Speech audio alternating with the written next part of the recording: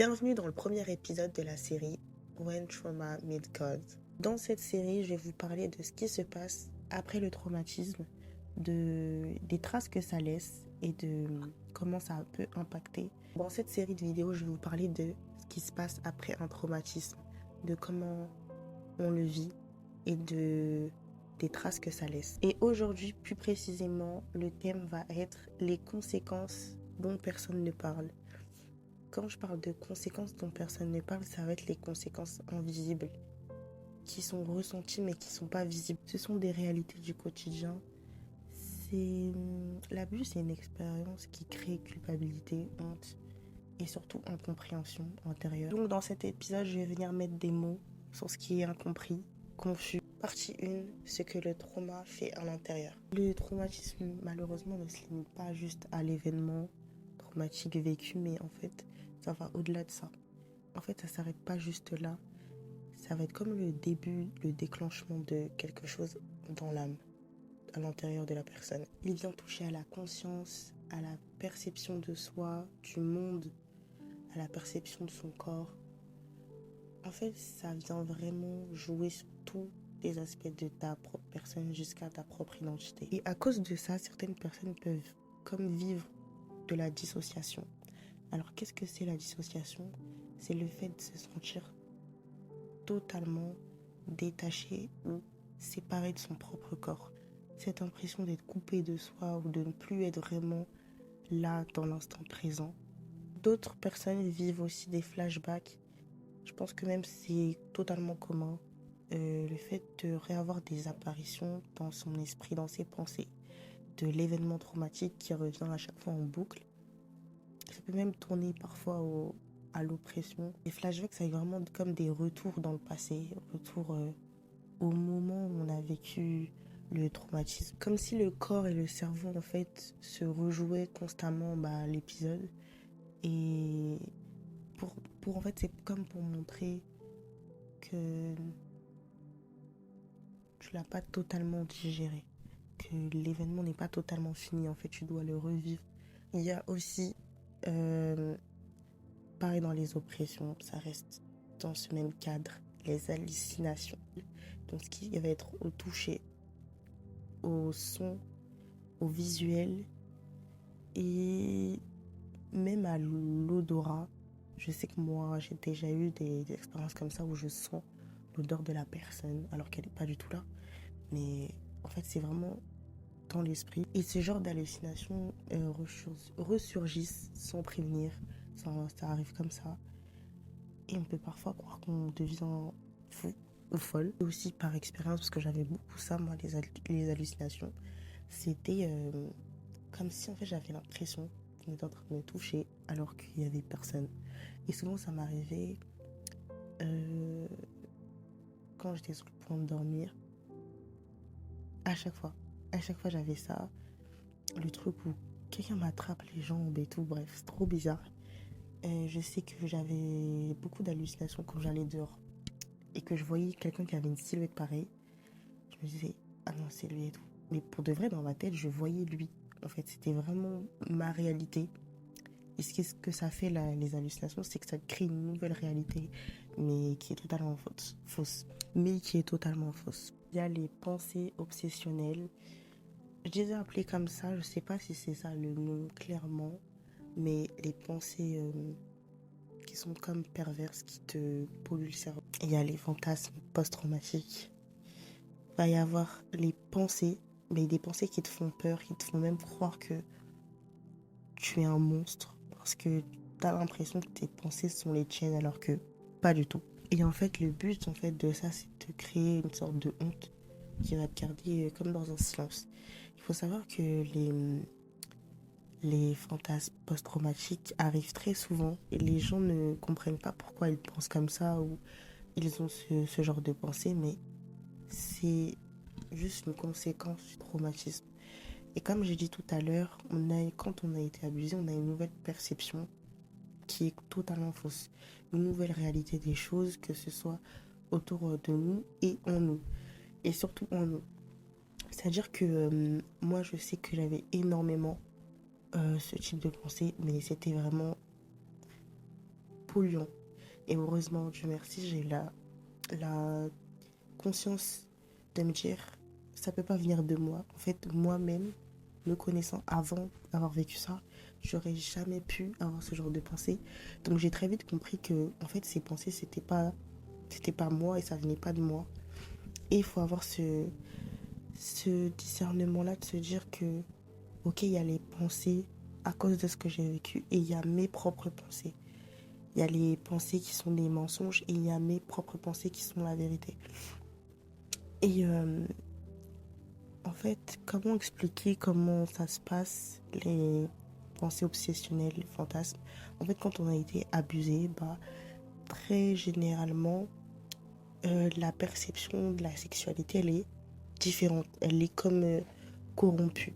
Donc, en fait, tu vas avoir comme des pensées, comme une obsession qui va naître en toi pour la sexualité.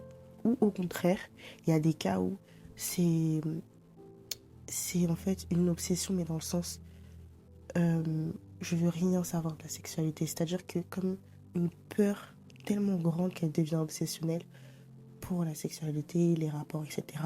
Et t'as de l'autre sens où t'as une obsession, mais dans le sens envie. Et très souvent, les gens ont ça. Et du coup, bah, ils ont comme des fantasmes, ils ont l'impression même de fantasmer sur tout ce qui est violent, tout ce qui est bah, viol, etc. Je sais que moi, je sais même pas si je peux dire ça, mais moi j'avais vraiment des pensées comme ça, où je me disais, ah bah j'ai qu'à me refaire, voilà. Et j'avais l'impression, en fait, c'est moi qui voulais, mais quand on vous dit que cette réalité, elle est tellement réelle pour nous, quand on ne connaît pas la vérité, que tu as vraiment l'impression que c'est ce que tu veux, parce que c'est tes pensées. Sauf que non, voilà, donc j'avais vraiment beaucoup des pensées qui m'oppressaient, genre j'avais l'impression d'avoir, en fait, j'avais que des pensées perverse. Tout le temps, tout le temps, tout le temps, tout le temps, tout le temps. Mais vraiment des trucs de ouf. Je peux pas dire ça publiquement, mais c'était vraiment dingue. Donc ça, je fais une petite aparté parce que j'ai vraiment envie de dire à quelqu'un que les pensées qui sont venues à cause de ce traumatisme ne sont pas tes pensées. Et surtout que tu ne dois pas avoir honte parce que, comme je dis, c'est pas tes propres pensées, c'est à cause de ce que tu as vécu. Et surtout que, bah, que tu n'es pas seul, on est vraiment beaucoup à vivre ça. C'est juste que personne n'en parle parce que bah, c'est honteux ou genre on a une sorte de culpabilité parce qu'on a l'impression d'être un monstre ou une mauvaise personne. Sauf que non. J'écoutais même une personne qui disait bah moi je fantasme sur la violence. Bah comme je vous dis, c'est vraiment une fausse réalité, une fausse perception qui a été créée à cause des abus. Personne ne rêve de violence, personne ne rêve de vivre. euh, Personne ne rêve de vivre de la violence, en réalité ça n'existe pas. En fait, normalisons de ne pas être guéri et d'avoir ce type de pensée. Non, t'es pas devenu fou ou folle. Non, tu n'as pas à avoir honte. C'est... En fait, ça fait partie de ton processus. Le temps que tu arrives au niveau de la guérison, de la restauration, tu auras des symptômes qui vont presque te faire peur. Mais il faut que tu te dises, je ne suis pas je ne suis pas mes symptômes, je ne suis pas mes pensées, je ne suis pas ce que j'ai vécu. En fait, de toute façon, je vais y revenir juste après, donc je spoil pas. Partie 2, quand le trauma s'imprime sur le corps.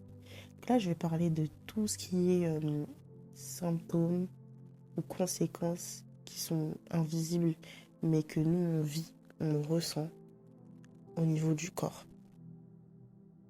Alors déjà, pour commencer, le corps, après le trauma, devient comme une mémoire du traumatisme. Surtout que, en fait,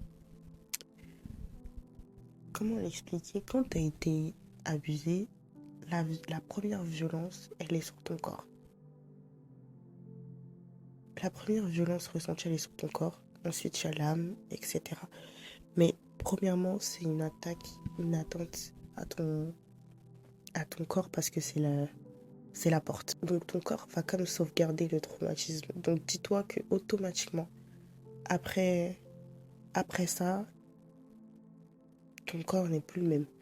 Ton corps ne réagira plus de la même manière. Et ton corps est comme devenu un peu malade. C'est même pas un peu, il est devenu malade et qui doit être guéri, et qui doit être soigné. Il y a deux conséquences que je viens relever ici. Donc les maladies auto-immunes et deuxième, la fibromyalgie. Alors moi, je sais que par mon expérience, moi j'ai eu beaucoup de maladies. Après ça, pardon, troisième, tout ce qui est symptômes, mais symptômes un peu psychologiques, etc. Euh, Déjà, premièrement, les maladies auto-immunes. Moi, il faut savoir que pendant... Attendez, je fais le récap dans ma tête, c'est en 2024. Donc, ça fait déjà 2 ans que j'ai, à cause de ça, été diagnostiquée d'une maladie auto-immune. Au début, on ne comprenait pas. Je faisais plein de rendez-vous, j'enchaînais les rendez-vous, j'enchaînais les... J'enchaînais en fait les rendez-vous.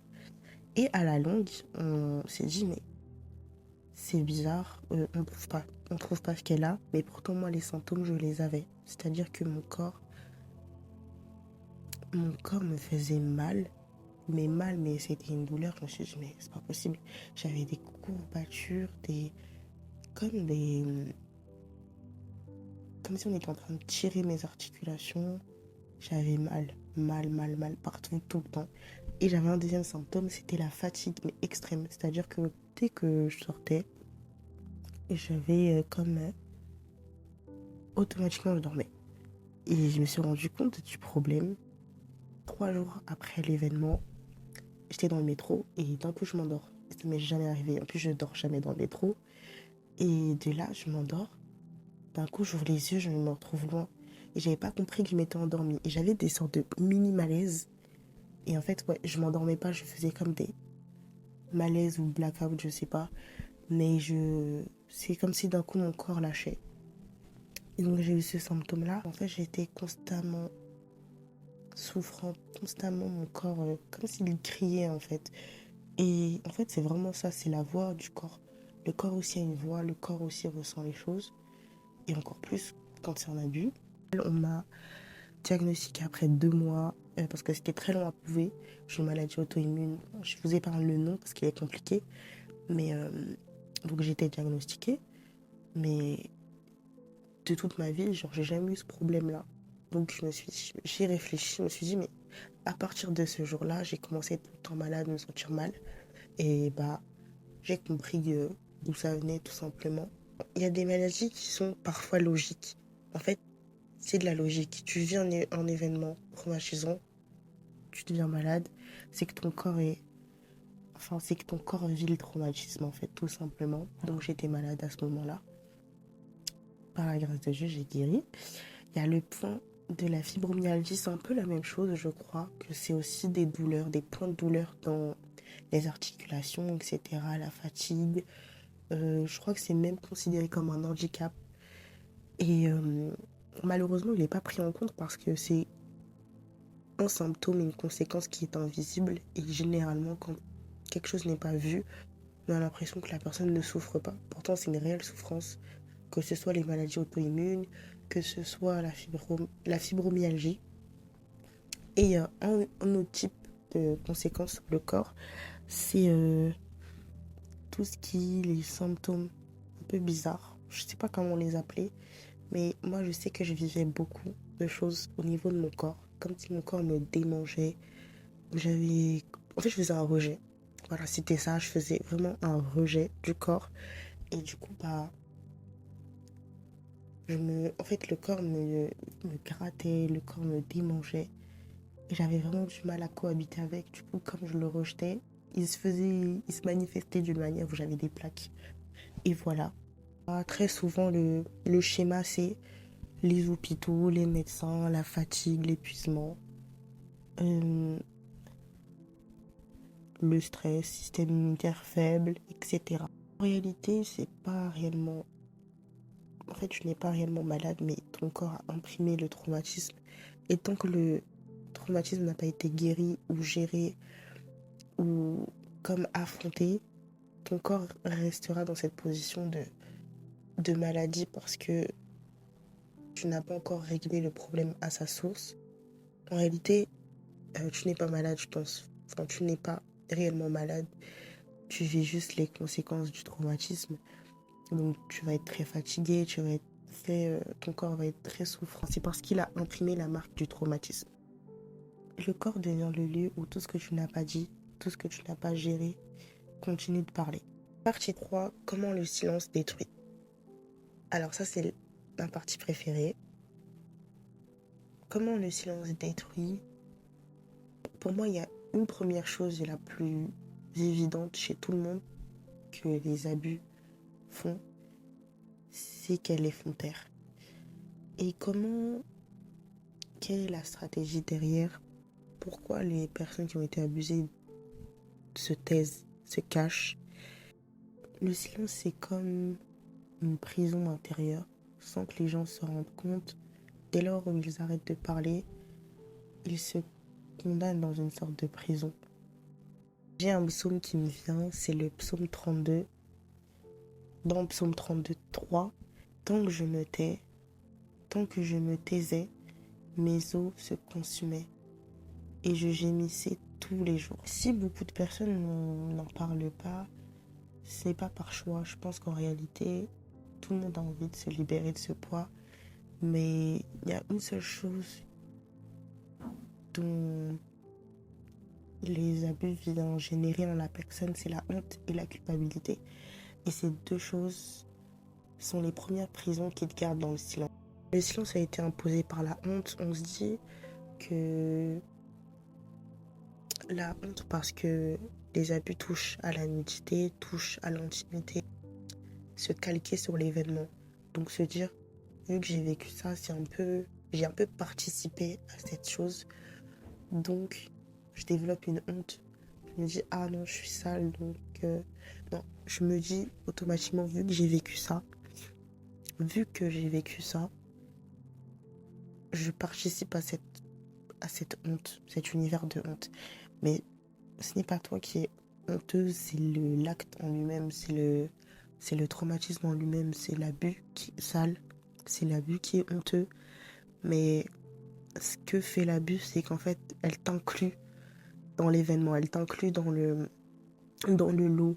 Donc ça te fait comme te taire. Moi, je me souviens que, en fait, j'avais pas ce truc de me dire j'en parle. Parce que comment dire à quelqu'un, ah bah, un tel m'a touché, un tel m'a fait ça, un tel m'a abusé, etc. Sachant que bah, on ne sait pas réellement comment les gens vont le percevoir. Et surtout, quand t'as pas eu de réelle approche avec l'intimité. Aussi des cadres, il y a les cadres familiales, il y a les cadres... il y a les cadres aussi religieux qui t'empêchent de parler. Il y a plein de choses qui font que tu te dis non, c'est honteux de dire ça, de l'avouer, d'en parler à quelqu'un. Il y a aussi parfois la culpabilité, donc la culpabilité de se dire bah c'est de ma faute parce que j'étais à ce lieu, à ce moment-là, c'est de ma faute parce que j'étais avec cette personne, c'est de ma faute parce que j'étais au mauvais mouvement, c'est de ma faute parce que peut-être que j'ai pas dit non correctement, c'est de ma faute, c'est de ma faute. Et en fait, la culpabilité, elle te répète à chaque fois que t'es fautif. Si cette chose est arrivée, t'as forcément fait en sorte que, ou peut-être que tu as mal fait quelque chose, et c'est le rôle de la culpabilité. Et du coup, bah, on développe une sorte de peur de parler, peur de déranger, peur d'être sali publiquement, peur de plein de choses. Et donc, on n'en parle jamais. Sauf que pour revenir, comme j'ai dit, bah, le silence, c'est une prison intérieure. Et je vais vous expliquer le concept de cette prison et comment elle fonctionne. La prison intérieure, elle fonctionne avec le silence. En fait, c'est comme un mode opératoire. De dire, en fait, dès lors où tu te tais, tu es en train de t'enfermer. Tu es comme en train de fermer toi-même la porte de ta prison. Ah, j'ai vécu ce traumatisme-là, donc je suis dans la prison à cause de la blessure, de la douleur, etc. Et en plus, tu te tais, donc tu fermes la porte de la prison, donc tu t'enfermes dedans. Et c'est un des modes opératoires, en fait. Il ne faut pas se taire. Il ne faut pas se dire que je peux en parler à personne ou pas se dire que je ne peux pas en parler parce qu'en fait, c'est là que tu vas vraiment t'enfermer et en fait, ça va développer encore plus de souffrance à l'intérieur de toi. Tout ce qui est gardé dans le silence ne va faire que te ronger, que te détruire intérieurement parce qu'en fait, ça va pas disparaître. Le but d'en parler, c'est de libérer. En fait, dès lors où tu parles de quelque chose, dis-toi que tu as déjà fait une grosse part de ton travail de guérison parce que tu as nommé les choses et parce que tu as comme libéré cette chose de toi. En fait, tu n'as pas une bouche pour rien. Ta bouche est faite pour t'exprimer. Ta bouche est comme la porte en fait de ton âme. Donc, dès lors où tu dis ah, je me suis fait violer, ah, je me suis fait agresser sexuellement, t'es déjà en train de libérer cette chose de toi parce qu'elle sort. Elle sort, elle sort, elle sort. Et les personnes qui se taisent vivent avec ça pendant longtemps parce que ils l'ont comme caché à l'intérieur d'eux et se sont dit bon allez on le range à côté. Mais en fait cette chose va continuer à vous ronger, va continuer à vous détruire mais dans le silence.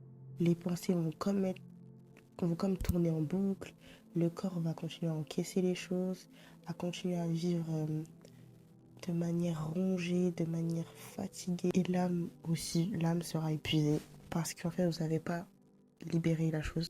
Le mal agit dans les ténèbres. C'est-à-dire que le mal n'aime pas la lumière. Le mal n'aime pas l'exposition. Le mal n'aime pas être vu. Elle agit dans le secret, dans tout ce qui est caché, dans tout ce qui n'est pas dit. Alors que la lumière, elle expose, elle libère.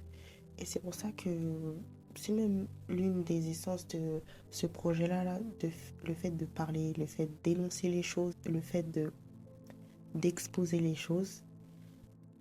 Je sais que ça participera automatiquement à la guérison ou la restauration d'une personne parce que je vais te pousser à parler, je vais te pousser à exposer, je vais te pousser à te libérer de cette prison que tu vis à l'intérieur de toi. Ce que je peux t'inviter à faire là tout de suite, c'est soit d'en parler à une personne sûre ou soit, si tu es chrétienne, de prier, de parler à Dieu. Et je pense que honnêtement, tu peux faire les deux parce que c'est très important d'être soutenu par des gens, par de la famille ou par des amis, ou même quelqu'un en qui tu as confiance. Mais la deuxième est indispensable parce que c'est Dieu qui guérit. Il n'y a aucun homme sur terre qui pourra guérir ou restaurer ton âme, guérir ou restaurer ton corps, guérir ou restaurer tout ce qui a été brisé. Donc, d'en parler à Dieu, d'en parler à quelqu'un de sûr, en tout cas, parle-en. Et si tu n'as personne à qui parler, il y a mes comptes. Première clé de guérison, séparer ce qui t'est arrivé de qui tu es. À partir d'aujourd'hui, je t'invite à faire une seule chose, arrêter de t'identifier à tes expériences et tes symptômes. Non, tu n'es pas l'abus, non, tu n'es pas tes pensées, non, tu n'es pas tout ce que tu as vécu. Et les conséquences, les symptômes et toutes ces choses qui sont actuellement ton quotidien ne définissent pas ton identité. Peu importe si aujourd'hui tu m'écoutes et tu ne crois ou tu ne crois pas, que tu es en Christ ou tu ne l'es pas, il y a une seule chose que j'aimerais te dire, c'est qu'en fait tu n'es pas défini par ce que tu as vécu. Et c'est un des mensonges que en fait le monde, que le diable veut te faire croire, c'est qu'en fait tu es l'abus, tu es ces choses. Et il y a aussi une chose à comprendre, c'est il y a deux camps. Il y a le camp où le diable te donne une étiquette, te parle en étiquette, c'est-à-dire que en fait, tu vas pas dire j'ai vécu ça, mais je suis ça.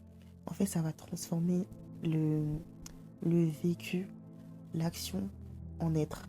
C'est un des pièges où souvent les gens tombent dedans, c'est qu'en fait ils pensent qu'ils sont ce qu'ils ont vécu, ou ils pensent qu'ils sont les événements ou ce que les gens disent, que les pensées leur disent. C'est totalement faux. Et il y a une chose qui est dite dans la Bible, dans 2 Corinthiens 5, 17. Si quelqu'un est en Christ, il est une nouvelle créature. Les choses anciennes sont passées, voici toutes choses sont devenues nouvelles. Il faut savoir et il faut retenir, là je parle uniquement aux personnes qui sont déjà chrétiens, que tu es une nouvelle créature, tu as été recréé. Et à partir de là, il y a un autre toi. Il y a un autre toi en devenir et que tu ne dois pas vivre selon les étiquettes des événements. Tu ne dois pas vivre selon les étiquettes que le diable te donne. Il faut que tu te dises que tu n'es pas, mais que tu vis seulement les conséquences de ce que tu as vécu. Tu es comme porteur des conséquences, mais cela ne te définit pas. Parce que dans ton identité, inclut ta valeur, inclut ta valeur, inclut ce que tu es réellement au fond de toi, inclut les plans que Dieu a pour toi, inclut qui tu es réellement. Dernier point, comment sortir de la culpabilité. Et je l'appelle aussi, ce dernier point, la vérité qui libère. Toutes ces conséquences ont un seul point commun, elles mentent. Elles te disent que tu es coupable, que tu es sale, que tu es trop brisé. En tant que chrétienne, je crois profondément en une chose, c'est que la guérison commence le jour où tous ces mensonges rencontrent la vérité. Jésus dit, la vérité vous rendra libre, pas le temps, pas les psychiatres, je suis désolée de le dire, pas les psychologues, pas les efforts, pas les performances, pas l'entourage, pas les amis, pas les relations, pas un mari ou une femme, mais la vérité. La vérité vous affranchira, elle vous rendra libre. Car les conséquences viennent mentir sur ton identité, elles viennent mentir sur ta valeur. La culpabilité inverse aussi les rôles. Elle change le statut de victime en coupable. Et le seul but du diable, c'est de faire que ce mensonge devienne ton identité. Aujourd'hui, tu t'es reconnu dans ce que j'ai dit, dans les sujets et les points que j'ai élaborés. Je veux que tu retiennes une chose, elles ne sont pas la vérité. Et surtout, retiens que tu ne dois jamais te taire. Prends le courage d'écrire ou de parler ou de prier. Une chose est sûre, c'est que le silence détruit. Et le fait d'exposer t'aidera à sortir ce qu'il y a au fond de toi. Et dernièrement, toute guérison commence le jour où tu commences à laisser la vérité prendre place sur ce que tu as vécu et sur ce que tu portes. Les 3 points que tu dois retenir. Les conséquences ne sont pas la vérité. 2, la guérison commence. La guérison commence avec la vérité qui se trouve en Christ. 3, la lumière restaure et le silence détruit. Je te remercie d'avoir suivi jusqu'au bout. Vraiment que cet épisode a pu te parler et a pu te toucher. N'hésite pas à nous laisser un commentaire et à nous écrire si tu en as besoin. Bientôt sur For Freedom.